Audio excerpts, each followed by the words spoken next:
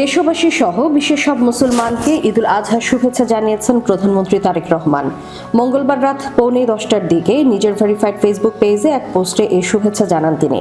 প্রধানমন্ত্রী তার পোস্টে লিখেছেন, ত্যাগের পরাকাষ্ঠা, তাকওয়ার মহিমান্বিত পথ নির্দেশনা এবং আত্মশুদ্ধির অনন্য বার্তা সবাইকে স্মরণ করিয়ে দিয়ে বছর ঘুরে আবারও বিশ্ব মুসলিমের দুয়ারে হাজির পবিত্র ঈদুল আজহা।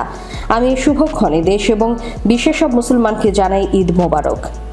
বিশ্ববাসীকে জানাই পবিত্র ঈদের শুভেচ্ছা। তিনি আরও লেখেন, ত্যাগের মহিমায় উজ্জীবিত বাংলাদেশ সহ বিশ্বের সব মুসলমান ঈদুল আজহা উদযাপনের জন্য প্রস্তুত। ইসলামের মহিমান্বিত এই উৎসব শুধু একটি আনন্দ উৎসবই নয়, বরং স্রষ্টার প্রতি গভীর বিশ্বাস, আত্মনিবেদন এবং ত্যাগের এক চিরন্তন বার্তা বহন করে। আল্লাহর সন্তুষ্টির উদ্দেশ্যে হযরত ইব্রাহিম আলাইহিস সালামের অটল ঈমান, নিঃশর্ত আনুগত্য এবং সর্বোচ্চ আত্মত্যাগের উজ্জ্বল দৃষ্টান্ত এই দিবসকে বিশ্ব মুসলিম উম্মাহর কাছে মহিমান্বিত ও গভীর তাৎপর্যপূর্ণ করে তুলেছে। পবিত্র ঈদুল আজহায় আল্লাহর দরবারে প্রার্থনা জানিয়ে তারেক রহমান বলেন, তিনি যেন আমাদের ত্যাগ কবুল করেন।